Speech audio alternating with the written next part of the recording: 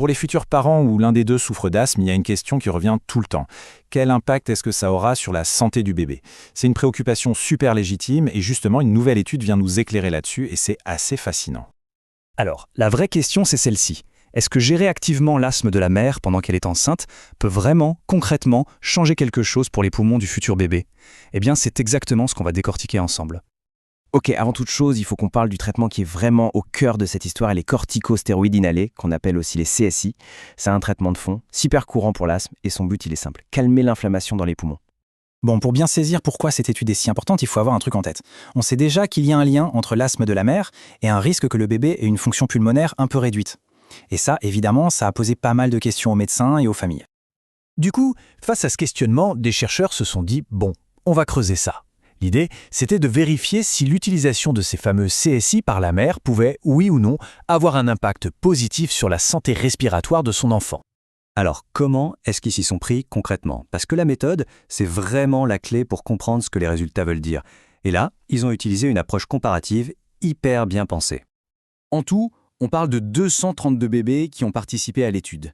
Et on a mesuré leur fonction pulmonaire très tôt, entre 4 et 6 semaines. C'est vraiment un moment charnière pour le développement. Pour y voir clair, les chercheurs ont donc formé 3 groupes bien distincts. D'abord, le premier groupe, des bébés dont la mère est asthmatique et a utilisé des CSI. Ensuite, le deuxième groupe, des bébés de mères asthmatiques aussi, mais qui, elles, n'ont pas pris ce traitement. Et pour finir, un groupe de référence, le groupe témoin si on veut, avec des bébés dont la mère n'a pas d'asthme du tout. Ok, mais comment est-ce qu'on mesure la santé des poumons d'un si petit bébé? Eh bien, les chercheurs se sont concentrés sur un truc très précis, l'efficacité avec laquelle le bébé arrive à expirer, à souffler l'air. C'est un super indicateur pour savoir si les petites voies respiratoires sont bien ouvertes et en bonne santé. Bon, on arrive maintenant vraiment au cœur du sujet. Tout l'enjeu, c'était de mettre ces 3 groupes face à face et de comparer leurs fonctions pulmonaires pour voir s'il y avait des différences qui ressortaient, des différences significatives. C'est vraiment là que tout se joue.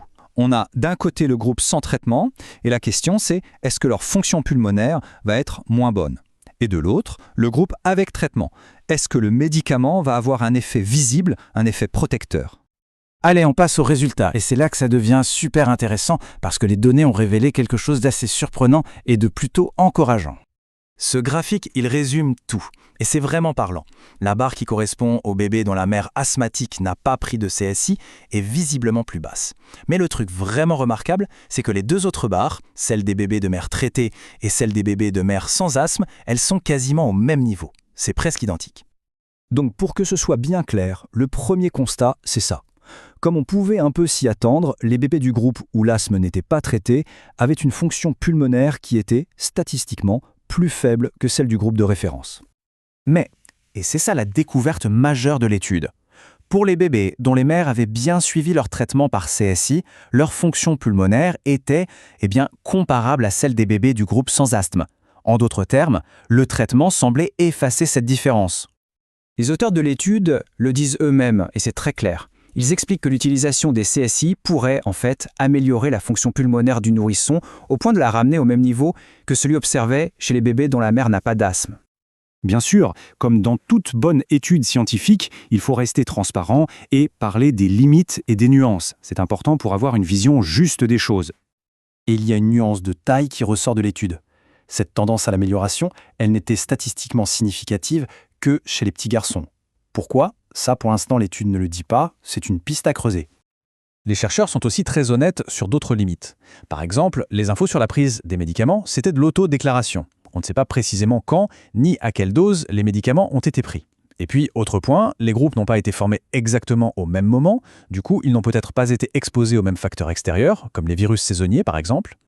Mais voilà, même avec ces nuances, le message principal, lui, reste très fort. Ce que cette étude nous dit, c'est que bien gérer son asthme pendant la grossesse, ce n'est pas seulement bon pour la maman, ça pourrait aussi être un geste de protection pour les poumons du bébé qui se développent. Et tout ça, ça ouvre une réflexion bien plus large finalement. Au-delà de ce cas précis de l'asthme, on peut se demander de quelle manière est-ce que la prise en charge de la santé en général pendant la grossesse peut préparer un avenir plus sain pour l'enfant. C'est une question immense et qui ouvre des perspectives vraiment passionnantes pour la recherche future.